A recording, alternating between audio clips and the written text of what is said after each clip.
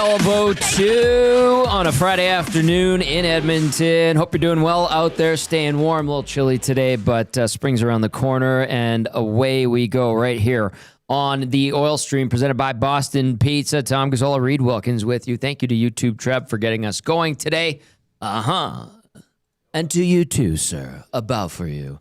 You can join the conversation. Text us 780-218-9999. Hop into the nasty chat as well. Hit that like button, subscribe, all that good stuff. We're over 14,000 subscribers, which is awesome as well. And we got a lot to talk about. A couple of games that the Oilers have played the last two nights, some late ones. If you didn't catch the post-game show, very calm last night, and rightly so after an 8-1 whooping of the LA Kings, and an important 2 points in the Pacific Division. I think that's the most important thing. Good bounce back.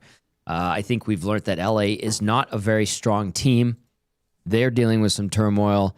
And then the big test to wrap up this 4-game road trip, because it began February 4th in Calgary, is tomorrow afternoon against the San Jose Sharks. Of course, the Oil Stream presented by Boston Pizza, where I will be alongside Joaquin Gage tomorrow afternoon for the pre- and post-game show at 170th Street and 90th Ave. That is Westgate. Tony will be dishing out the prizes. He'll be making crazy trade proposals going into trade deadline day. And then we'll also be bringing you the pre- and post-game show. Myself, Joaquin. Benny's going to be there. I know he tried to suck Trev into coming down. Maybe. You're tantalized? Riedrich, you're going to be busy? Well, I won't be there. Oh, shoot. Why not? I'll probably be watching elsewhere. I'm a busy guy. I know. How are you? No, I'm doing quite well. How are you, my friend? Good, thank you. I mean, I wanted to take advantage maybe of a $5 off medium pizza with you tomorrow, but you will not be joining, so I understand. Or you could have $1 off a tankard of Molson of Coors product, but again, you will not be joining. Then again, you never know. Honestly, Tom, I haven't thought that far ahead for my day, for my weekend. Okay. But I appreciate your concern. You make me laugh. Well, I'm glad I'm good for something. Stop it. All right, 8-1 last night. I haven't really, dove into what happened the night prior when they got they pissed away two goal leads. But what do you make of these back-to-back games in Orange County and LA? Well, LA's terrible. LA played terrible. Yeah, they did. I don't think they're actually that bad. I think they're in trouble though. But I do think they're in trouble. I mean, they trade for Panarin. I wonder if he's thinking what did I do? And then Fiala gets hurt. I mean, I have never. I'm going to start the show by annoying people. How about that? I know you started by making me giggle. I know he has won the Stanley Cup. I know he has some good stats. I have never been that high on Darcy Kemper. That's fine. He backstopped an outstanding Colorado team to the Stanley Cup. You certainly deserve credit for that. He was part of that. I thought. Well, I came out and said it that, because last year a lot of the talk was look at his save percentage, look at his goals against average, and, he's going to beat the Oilers in the first round. And I said before that series, he has not faced a team like the Oilers for possibly 7 consecutive games, and they will get to him. Yeah. As that series went on, they got to him. And then he was horrific last night. I mean, that might have been the worst goaltending performance against the Oilers this season. It might have been the worst goaltending performance by a goaltender in an Oilers game. I guess they've all had some shaky nights. There was a guy in San Jose that got absolutely destroyed one night. Well, they beat Seattle 9-4, I guess. Yeah, there was that too. Well, you know what's funny with Kemper? That's just as a quick aside. Philip Grubauer was the guy in Colorado before he walked to go to Seattle, and he looked all world for a bit. Mm-hmm. That's how good that team was, I think. And don't forget, Francouz played 3 of the last 4 games against the Oilers when they swept them as well. In his eye. Yeah. So anyway, I mean, look, I know I'm kind of nitpicking here, but I'm not surprised when the Oilers get to Darcy Kemper or when he has an off night against them. I mean, and LA didn't check. I mean, they had a brief They had a brief window, so Fogle made the nice tip. Great tip. To get them within 2-1, and then shortly after that, about 4 minutes after that, they had a 4-minute power play, and the Oilers killed it off. Yes. And after that, they didn't look back. So, that was a key moment in the game. Ingram was solid, but LA just put up no resistance. I mean, sometimes in a game like that, the losing team winds up out shooting with more shots on goal. Yeah. Because they just start shooting from as soon as they get across the blue line, they flutter one on net and try to create some garbage. Right. The shots were 14-3 for the Oilers in the third period. Yeah, like LA just offered no response. I guess Malott tried to fight Frederick off the opening faceoff from the third period, and Frederick was kind of just like, no, why? No thanks. I don't need to tonight. Play you again. So I didn't mind that the Oilers kept the hammer down. I mean, Nugent Hopkins almost scored, I think, late in the third period. Yep. They didn't use McDavid as much, but he was still getting shifts in the third period. He almost scored and didn't even look like he wanted to. Oh, yeah, that's right. In that and I think period. Mangiapane had a slap shot from the slot. Yeah. Him or Savoy had a slap shot from the slot, I think, in the third period. So I didn't mind that. I mean, I'm not saying the Oilers were running and gunning and cheating for offense, but if the other team's not going to stop you, and take it. And I remember, I usually reference this a couple times a year, when Edmonton lost the first game of the season, I guess in 2023, fall of 2023 to Vancouver, 8-1, and they had their first power play out late in the game, and McDavid said something like after the game, "Yeah, what was that all about?" And I'm like, crush a team, especially if you're competing with them for a playoff spot. Yeah. I mean, you look back to that Vancouver game. Well, they're trying to game one get off on the right foot, and I think a game like last night, where we are in the season, if the Oilers can. I don't necessarily want to use the word break the LA Kings, because I don't think, LA is going to be like, well, I guess we suck for the rest of the year. But they've given up 14 goals in the last two games, games that they needed to win. But they've lost 4 in a row, and I think winless in 5. I think the first part of that was a extra time game. So not great at home either. Not great at home. What is it? 8 wins in 28 games at home, I think. Yeah. Like, that's really, really bad. So I don't mind that the Oilers, first of all, great that they didn't, and then I think Jack or Louis said it yesterday when they were up 5-1. Don't win this game 5-3.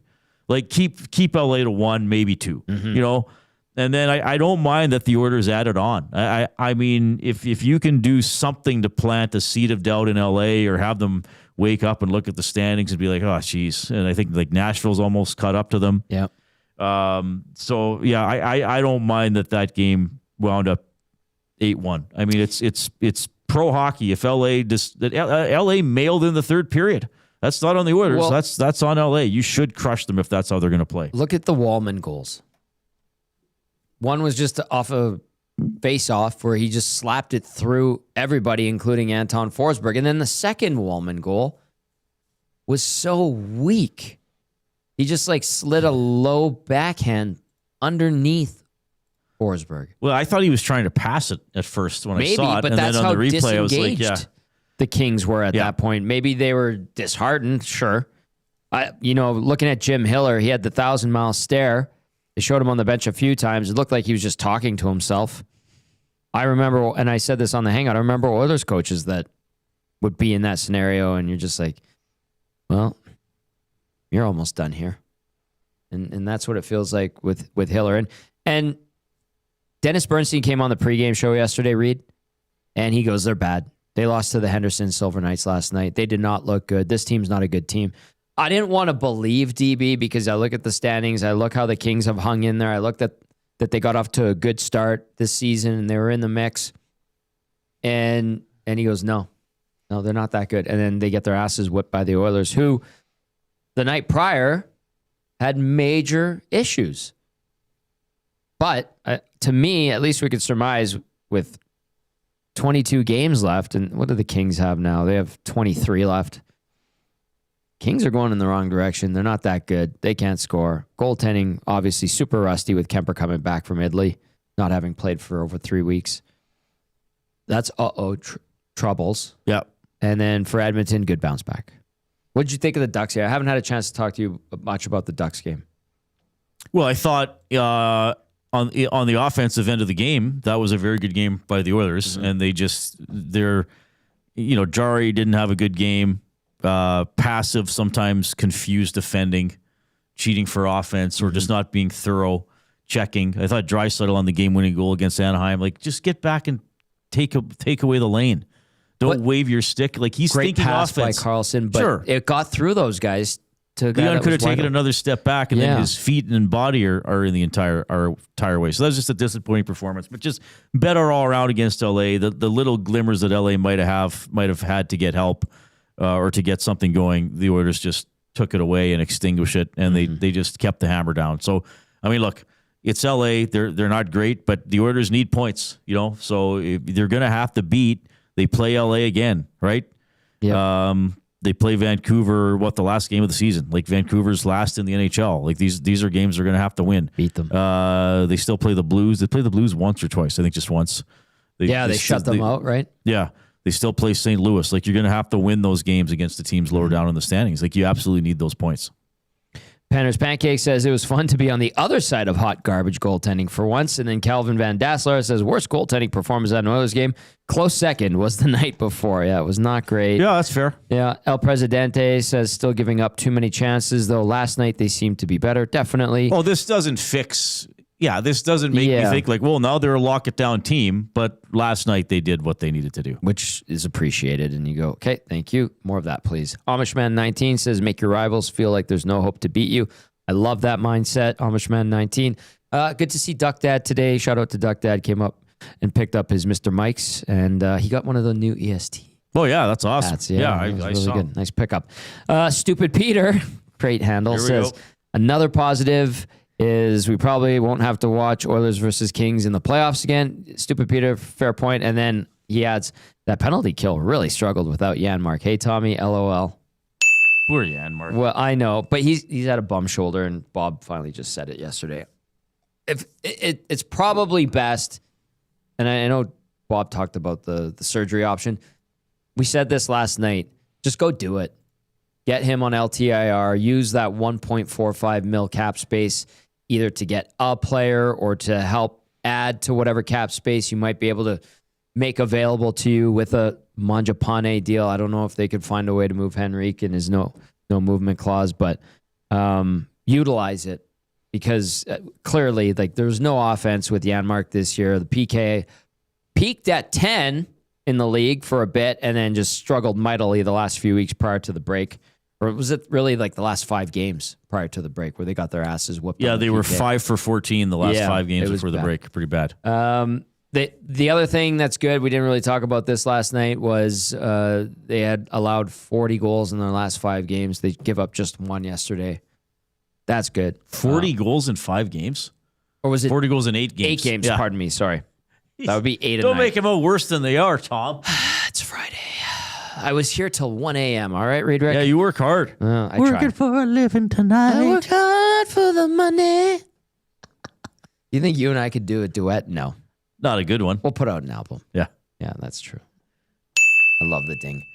All right, keep those texts coming in, 780-218-9999. If you want to follow up with your thoughts on the back-to-back games in Anaheim and LA, you want to take a look ahead to tomorrow's game, 2 o'clock start, and that one's in San Jose. San Jose lost yesterday to Calgary.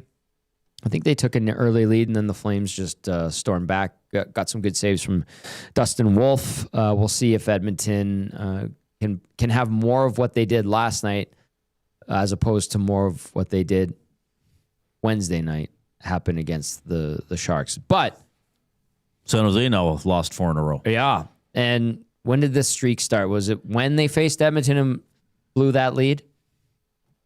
It's a good question. Yeah. I think it's somewhere schedule around there. But I think even though the Sharks have dropped 4, to me, they should have more gumption than LA had last night. Yeah, so they've lost 4 in a row in regulation time, and they're winless in 5, starting with that blown lead against Edmonton. Right. So they went OT loss, and then L4. They lost 3-2 to Calgary, 6-3 to Chicago, 4-2 to the Avalanche, and then what was it, 4-1 last night for the Flames? Yep.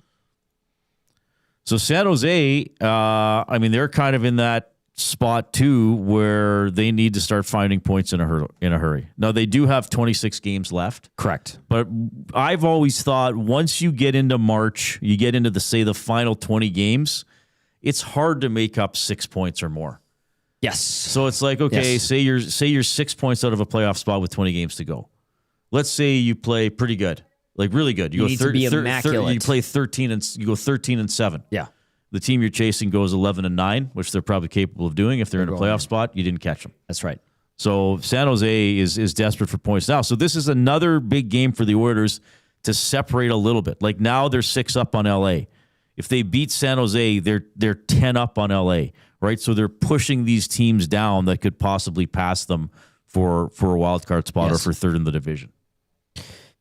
You need to do that. Veteran teams that are considered upper echelon in the league are capable and generally do make that happen. Right. Whether or not the Oilers are one of those teams right now, I think is debatable, respectfully so. We expect them to be one of those teams. And this time of year is generally when they should be able to ramp it into high gear. And they're not. This is a little bit different than last year. Remember last year there was a little bit of wiggle room where they could rest guys. Guys were hurt. They didn't have to play them. Reed, we're talking about a team that dressed 11-6 yesterday. Yeah, it was weird down the stretch last year, right? Because McDavid, Draisaitl were missing games, and there was kind of like how much is hurt, how much is what was it called, load management or just being safe. Right. So it's totally different. So what was it last night? Game number 60.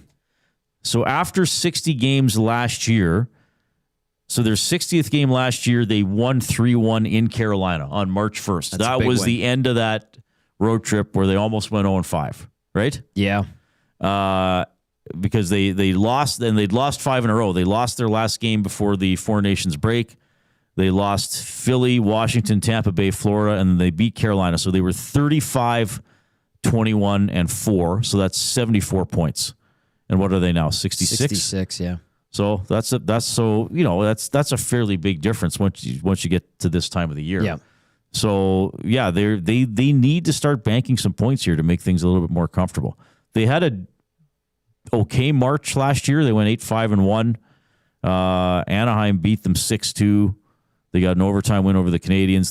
But they had the 5-4 win against Dallas. I think that was the game they were up 5-1, and then Dallas caught up in the third. Yeah, that was fun to watch. Lost in Buffalo, lost in New Jersey.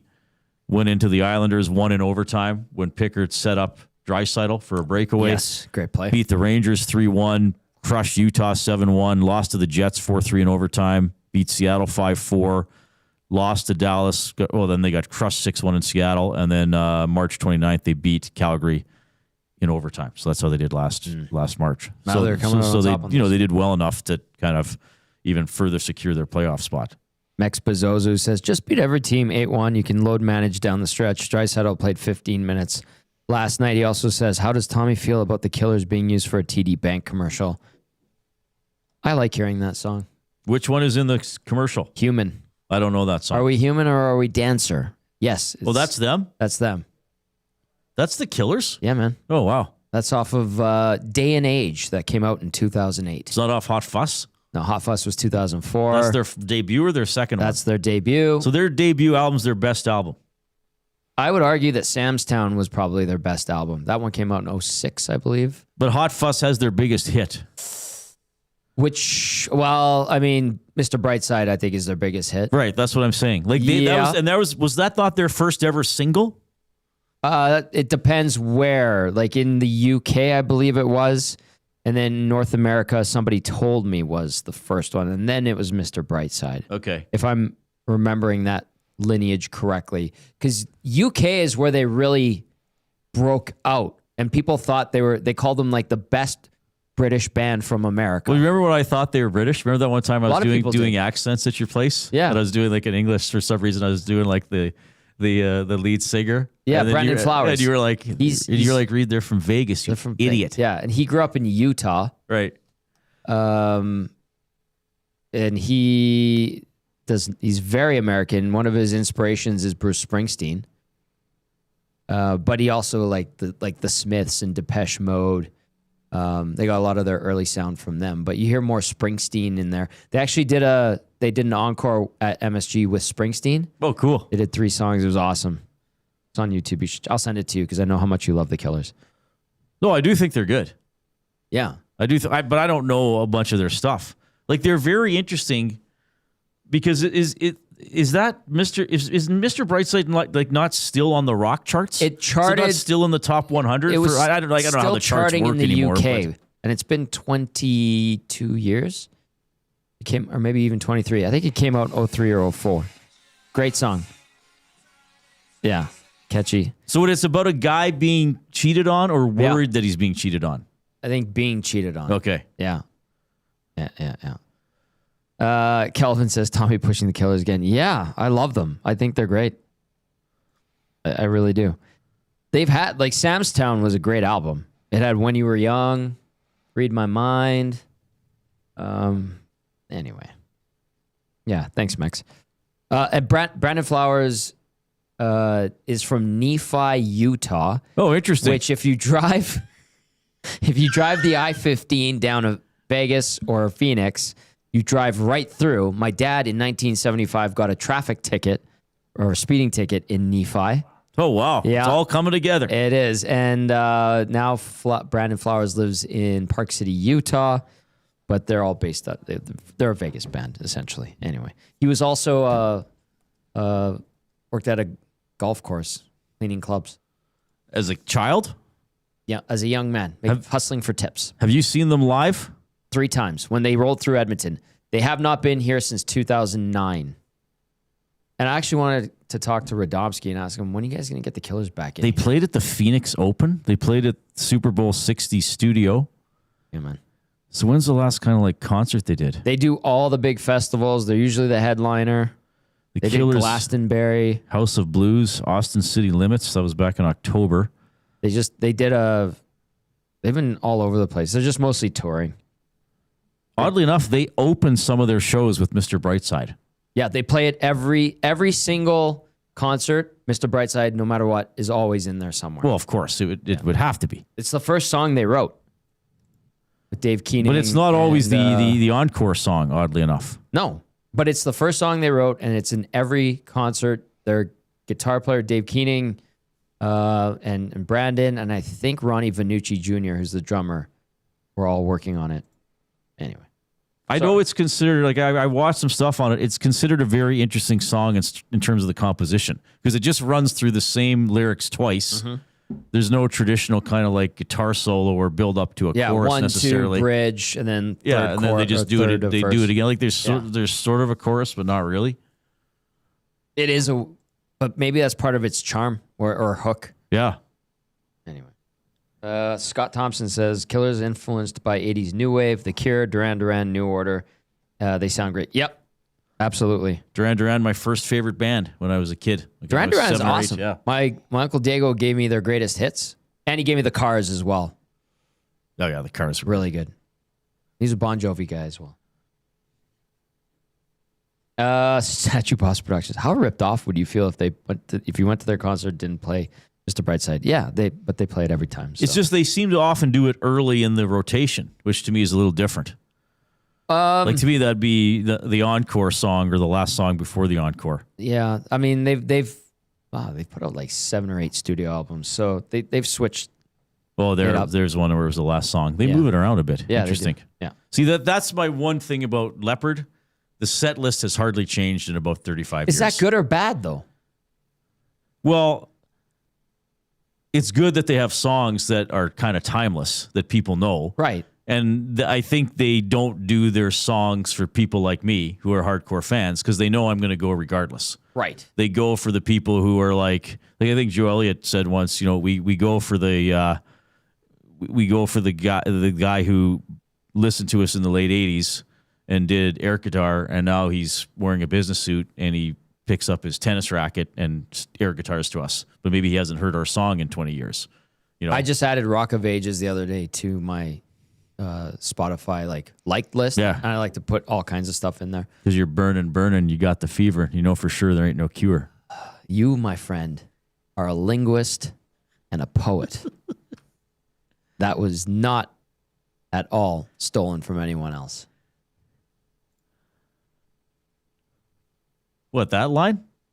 I'm being sarcastic. Oh. Anyway, that was a great aside. Oh, Gordon Mamer, get out of here. The Killers are gross. They are fantastic. All right. It is the Oil Stream presented by Boston Pizza. We're George Mamer. I always thought it was George Marner. It looks like Marner, but it's Mamer. It's an M. Yeah, okay. Yeah. Scott Thompson says, last Saturday I had a hysteria day. Great album. Great album. Incredible record. Pyromania, another one. And you took me to a... Oh, yeah, you went. To a Def You Leppard saw concert. Phil shirtless. Good on. That guy's jacked, man, for an older... What is he, like 65 now?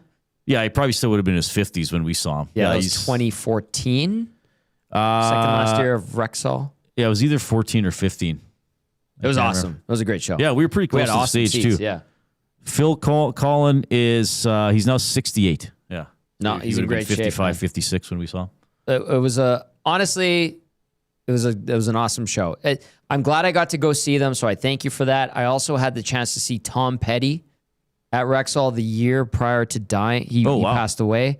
I was enamored. Like I always liked Tom Petty, and my dad likes Tom Petty, obviously, and he would listen to classic rock all the time. And then I went to that show, and I was like, no, this guy's the man. And I downloaded his whole back catalog and still listen to a lot of his songs. Petty's very good. Was very good. All right, we're inside the Popeyes Louisiana Kitchen Studios. Take advantage of the $4 faves. We love to do that here. The mini chicken sandwich, the mini chicken wraps as well. They have the mini sandwich trio going on, classic, spicy, and blackened. And then take advantage of the fantastic dips they provide when you get the nugs. Spicy dipping sauce, Chipotle barbecue signature sauce, Cajun gravy. Go check out our friends over at Popeyes. Keep those texts coming in, 780-218-9999. Get to the nasty chat over on YouTube as well. Tom and Reed with you this afternoon. Coming up next, it's ESD Afternoons with Awanik. And then Reed and Jay bring you home for the rest of the day's content. Walking like an Egyptian. Like an Egyptian. That's the Bengals. Susanna Hoffs. The Bengals. Bengals. The Bengals, yeah. The Bengals. The Bengals. No, that was... Oh, yeah, sorry, yeah, you're right. Yeah. Yeah. I kind of liked her.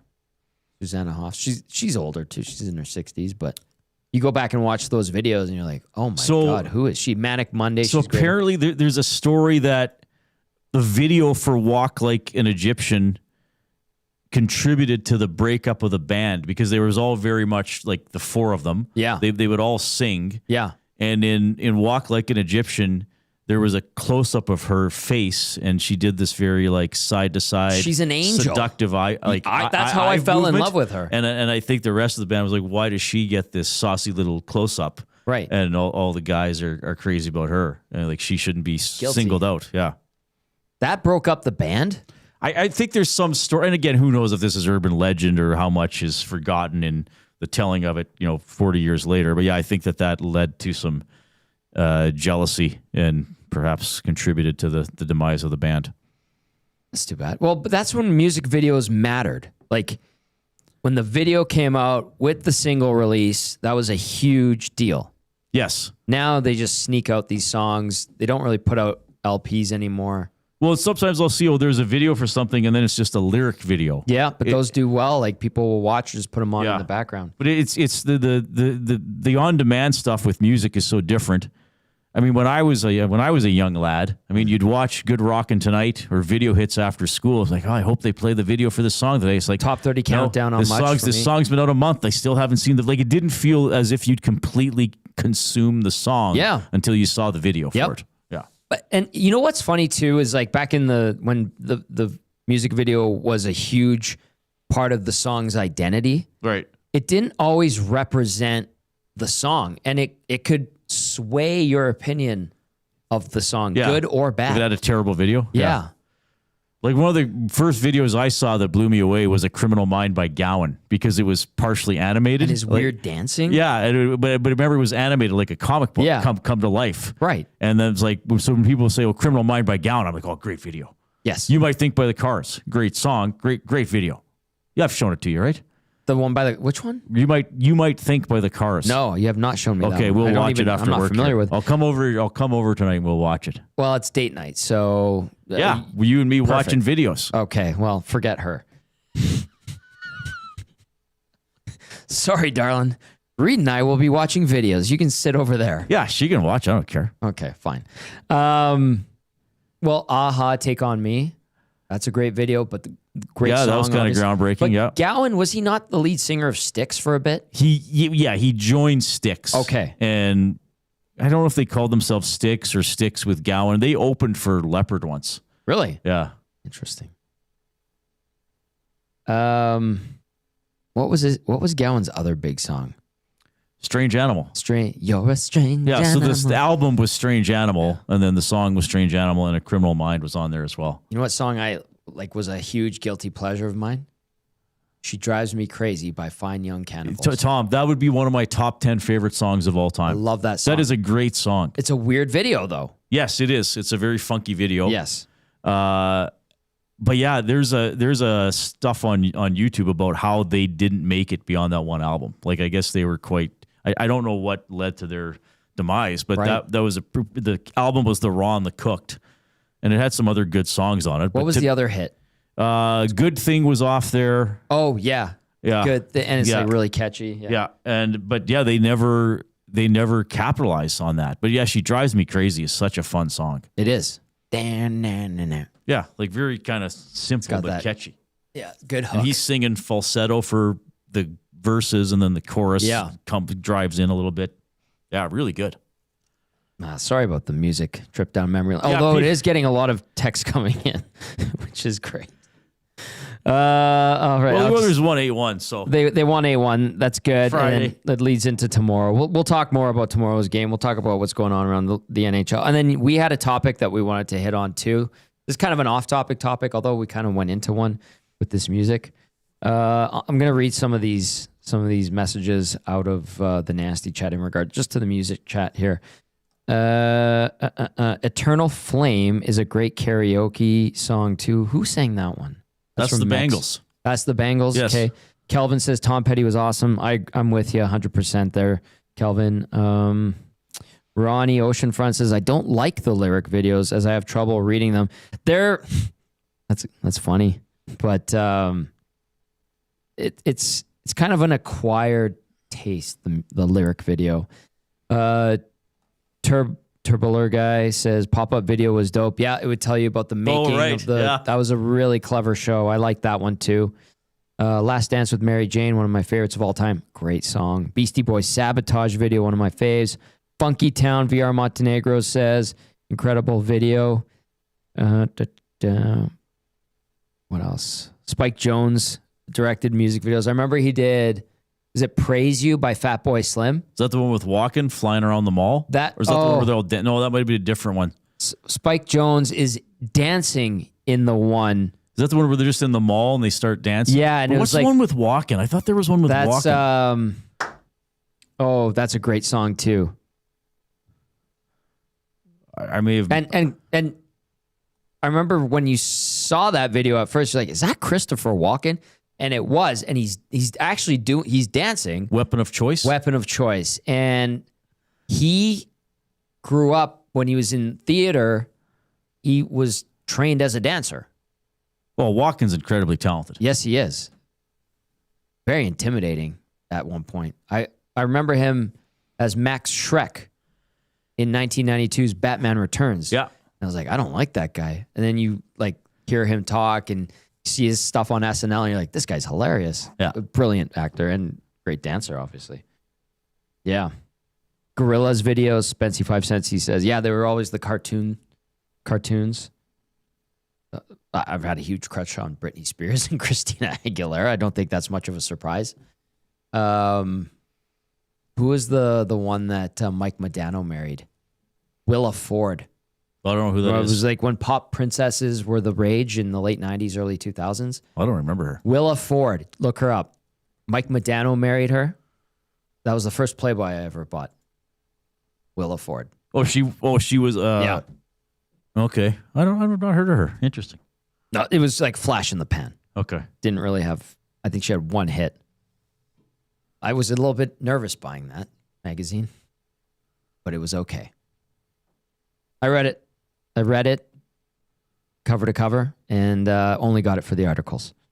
She's no longer with Mike Modano. No, she's not. Well, we're learning a lot. Give us a thumbs up on YouTube, by the way. Let's get to 100 thumbs in a 1-hour show. Okay, let's dive into it here. Let's go to Coach Mike, bringing us back to reality here. It says, Western Conference is a mess. Nashville, 2 points out of a playoff spot with minus 27 goal differential. Playoff teams are on pace to get 89 to 93 points. Seems like nobody in the West even wants to make the playoffs. What would you say to Coach Mike? Well, yeah, I mean, it's not quite a turtle derby, but for some teams it is. I mean, the Oilers are... So the Oilers have 22 games left. They've played more games than anybody else. Their points percentage now looks a little better after winning last night. So if let's say the Oilers didn't play very well and went 11-11, that would get them to 88 points. That might get them in the playoffs. Right. I mean, they're at a .550 points percentage, which is usually the bare minimum you need to make the playoffs. But yeah, low 90s might get you in this year, as opposed to maybe needing to get to 95 or 96. Yeah. There very well could be a team in the Western Conference with 87, 88 points making the playoffs. That wouldn't be a surprise.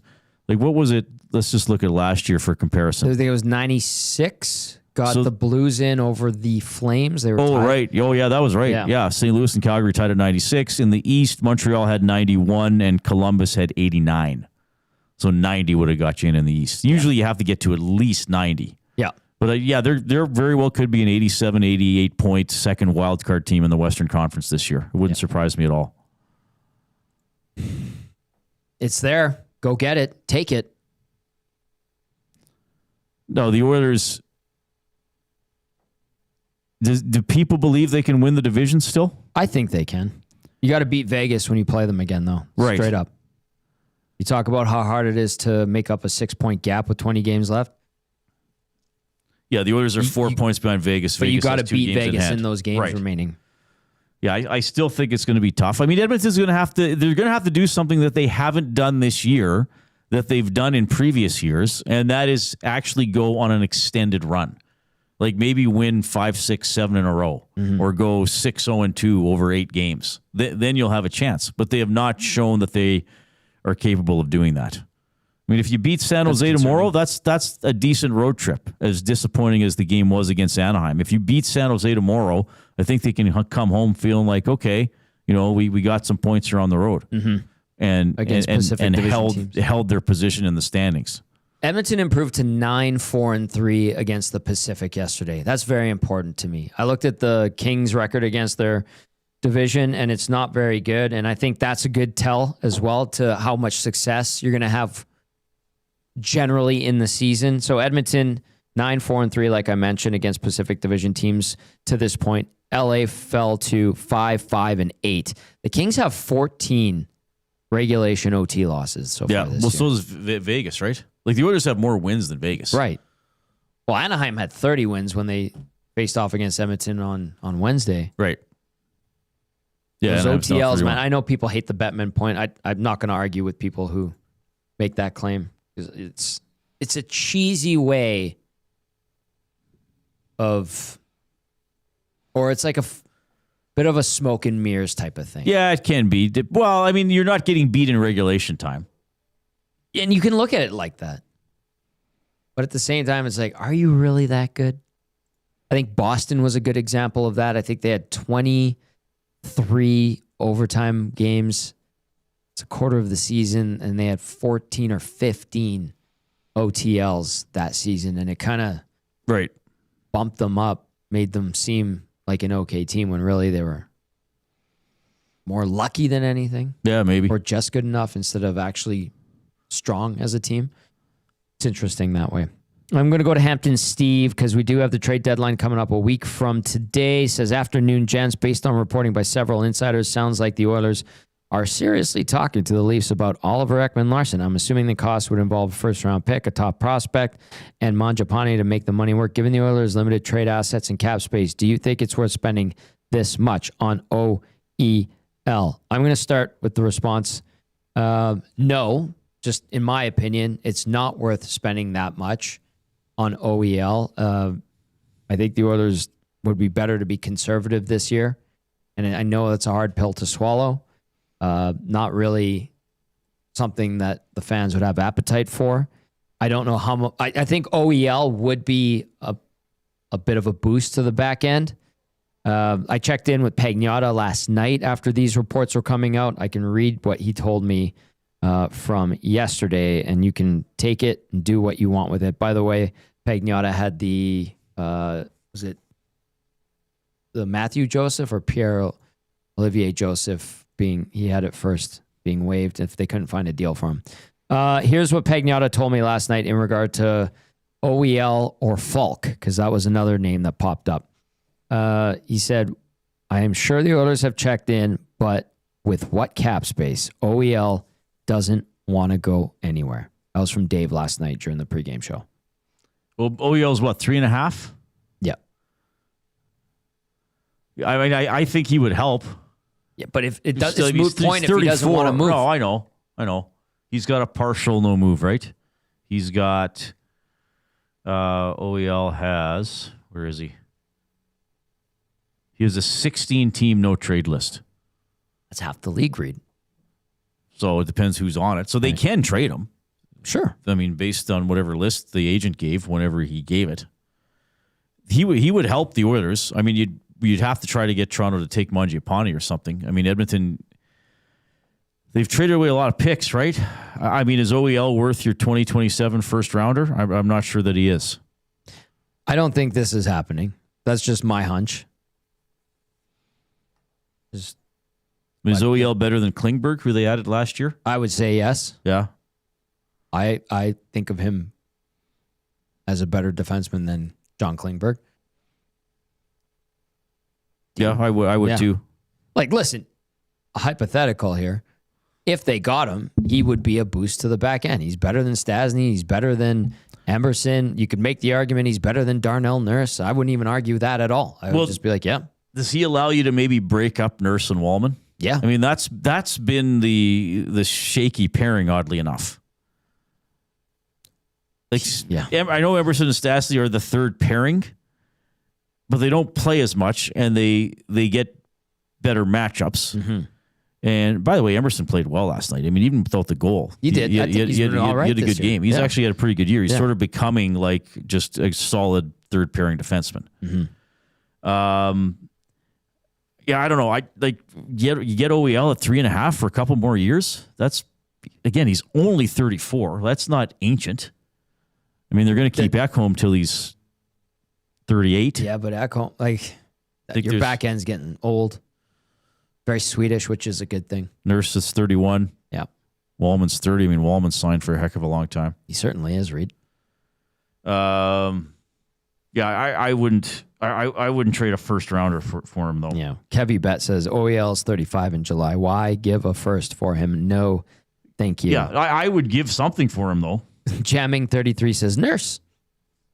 OEL for Nurse, yeah. Well, I don't think that's going to happen. Dare to dream. I got a question for you, Tom, and for everybody else. I might have an answer. I hope I do. I have two questions. The first question, though, I think is obvious. The answer is obvious for most people. All right. So my first question to you and everybody else, Tom, is who would you start in goal tomorrow for the Oilers? Connor Ingram. My second question is who do you think Chris Knobloch is going to start in goal tomorrow? Connor Ingram. I would not be surprised if he starts Tristan Jarry. I hope that doesn't happen. Just for the sake of this team and the fan base and the guy that gives you the better chance to win in a time where you don't have any runway to fool around anymore. You seriously don't. No more, we got to try this, we got to give him a shot. No, it's do or die, and let's not kid ourselves. Chris Knobloch's on the hot seat here. You got the advisor to the owner down the bench from you now, which is not making you happy. It's not making others around here happy.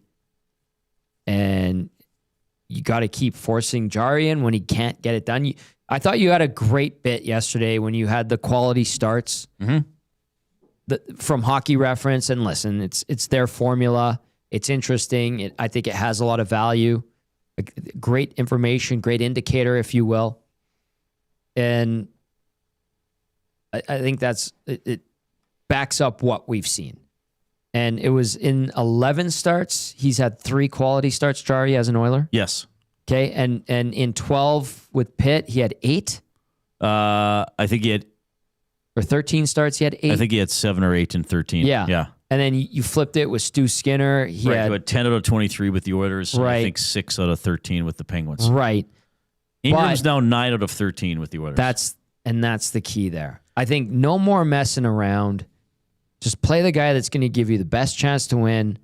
No more feelings have to be involved. Just, you have 20 games left. Don't mess around with this anymore.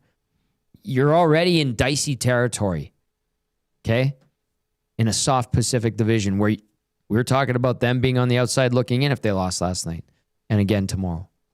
Just put your best guy in there, and clearly it's Connor Ingram. I just because I've been wrong before, especially with the Jari Ingram situation, and it seems as if they're really concerned about playing Jari, like not keeping him on the sideline too long.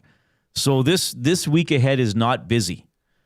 So I don't think they want to sit Jari out for a week. I mean, the schedule lines up to play Ingram tomorrow, Ingram Thursday, and Ingram Friday. Then you could start the road trip with Jari. Sure. Then you could alternate on the road trip because they end with a back-to-back. On the road trip, you could go Jari, Ingram, Jari, Ingram. I don't get rid of that rotation, man. I don't think they're going to do that. It would not surprise me, everybody. And I'm not making this like a solid prediction or an I told you so. I just do not think it's as obvious to Chris Knobloch and the coaching staff as it is to us that Connor Ingram plays tomorrow. I think they see it. I don't know. Everyone says Ingram. I yes, of course, everybody says Ingram. But what is Chris Knobloch going to do? Is he going to say, like, yo, Tristan, we still got faith in you. We traded our previous number one for you. You're signed for, what is it, 5.25 or 5.5, whatever it is, for 2 more years. You go out there. We're still going to give you a chance. Go beat the San Jose Sharks. No, man. Just don't. But I would love to see Ingram play the 3 next games. Right. Or even go Ingram, Jari against the Hurricanes, and then on the road you could go Ingram, Jari, Ingram. But I don't think they're going to make Jari feel that obviously demoted. I got this weird feeling that Jari's going to play tomorrow. I know what you mean. I don't like it, but I know what you mean. Like, people can tell me if I'm overthinking. This is just the Wilkie intuition. It's everyone's saying Ingram, by the way. Well, every fan's going to start Ingram. But I'm just saying, what is Knobloch going to do? I know. Okay, we have 5 minutes left. I want to get into something really quickly. It's the numbers game brought to you by our good friends over at Play Alberta, presenting sponsor of this fine radio station. Play Alberta. When you play in Alberta, it stays in Alberta safe and secure. Revenue generated from Play Alberta is redirected to Alberta's General Revenue Fund, which is used to support programs and services that Albertans rely on every day. I'm going to go to Luke in Cowtown with good one, a hard one here, a little chirp. So by Tom's recent track record, an OEL trade is for sure. So he's alluding to me saying Coffee wasn't going to be back behind the bench. Here he is. And then the Skinner deal the night before, I was like, they're not trading him. Yeah, you're right. 0 for 2. So there's your numbers. But the weird thing of all of this, I just want to get it off my chest. That trade was dead, the Skinner one. They talked about it in the summer at the draft. They were never going to retain salary. Pittsburgh never was. And then, like I said, Luke, if you weren't paying attention, a couple days prior to the trade, we're in the press box. I had people from the Oilers and I had someone from the Penguins. We were all talking together. And the Oilers guys said to the Penguins, how about that trade we're supposed to be making today? And they all belly laughed. And I was like, so no legs there? They're like, no, that died a while ago. We're not doing that. And then something changed. And then what my Penguins buddy told me, he said, the Oilers folded like a cheap tent. And even when I went back to the Oilers guys, I'm like, what the hell happened? A few days ago, you guys are laughing about it, saying it's dead. They're like, yeah, we changed our mind out of the blue. And that was the day, Reed, I was told the weird rumors that would fly around our building that would generally die on a vine are now starting to become reality. Right. That happened. And it was a comment that I didn't really dwell on, and I should have, and that's my mistake. And then the Paul Coffey thing, when that was flying around coming from essentially one source and being repeated by that source's proxies, I'm like, what the hell? Where's this? What's going on? I was told that you guys don't want him around here. I was told he was happy to go back to be an advisor. He moved back to Toronto. Like, why does this keep popping up? And they're like, well, it's coming from this area. We don't want it. And as long as Chris is around, it's not going to happen. And then a few days later, it happens. Mm-hmm. And I was like, holy crap. And I called my people with the team. I'm like, you guys are telling me one thing that you want in hockey ops, and then something else is happening. And they're like, yeah, where do you think it's coming from? The owner. Yeah, I mean, I don't want to spend too much time on the Skinner trade today. I just think Bowman... I'm 0-for-2 on those, and I'll eat that. But the thing that struck me most was that comment. The weird and bizarre rumors that used to float around our building that died on a vine are now becoming realities. And those are two of them. So, Luke, you're right, 0-for-2. But that's what happened. So something changed in the days just prior to those decisions being made. Yeah. Sorry. No, I just think Stan Bowman decided he had to trade Stuart Skinner one way or the other. I just think he looked at the temperature of the market, probably the dressing room, and just thought, even if when he plays well, there's still nerves about him being in net the next game. I think there was just a feeling with the fan base, and who knows, maybe in the room even a little bit, okay, yeah, we know he can't do it, though, for 2 weeks. He can maybe do it for 2 games. Right. Maybe. I don't know. He just seemed, even you just heard the way he talked in his media availability after the deal, he just kind of was like, we just had to make a change, and Pittsburgh felt they had to make a change. Yeah, that's fair. Luke in Cowtown followed up. I was just pulling your leg. Trust your contacts. No, but Luke, it's fair. There's people that will not own up to their mistakes. You're right. Like, and there was other people. You don't know crap.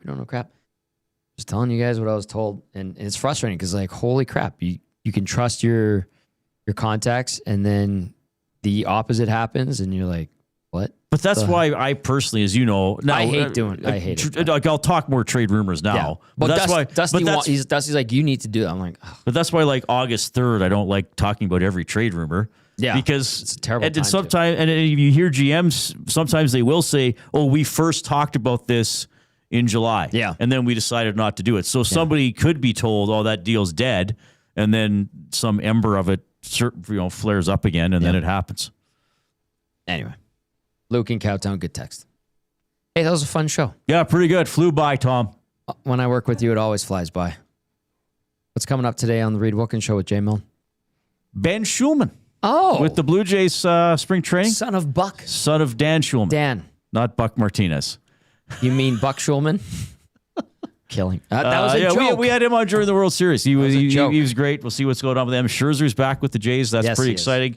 We'll talk some Oilers Kings, some Oilers Sharks. I think Lieutenant Eric might be coming on from Mexico. Really? Benny's going to give us the blind rankings for this week, or the Keep 3, Cut 5, whatever it's called. And our Past the Pantry Athlete of the Week is a young, promising quarterback here in the city. I love that. Sorry, that was a bad joke about Buck Schulman. In honor of Buck Martinez, who had a fantastic career both as a player and broadcaster. We forget his managerial side because that didn't go so well with the Jays. JR from Calgary really quickly says, hey, gents, Ingram ever going to finish painting his helmet? No, that is the finished product. Yeah, he's got 2 of them, by the way. One is with the gear logo that I think he wears with the 3rd jersey. We've got Koob here. Koob, what's coming up on EST Afternoons? Oh, we got a banger show on the horizon, boys, for it being a Friday. Of course, we have Zach to the Future, but it'll be a bit reverse this time. I'll test Maddie with some Gen Z and 2000 things, and of course, we'll talk. I know. We'll talk all things sports as well, diving into the 8-1 Oilers win. Matthew Shinetti will be checking in to talk some Canadian soccer as well. And later in the program, we'll connect with Curtis Pashelka to tee up tomorrow's Sharks-Oilers game from San Jose. Excellent. That's coming up next right here on EST. That's going to do it for the Oil Stream presented by Boston Pizza. For Reed, I'm Tommy saying have a great weekend, everyone. We've got Hello Hockey tomorrow, myself, Sean Bell, and Benny Thompson. All right, ciao for now.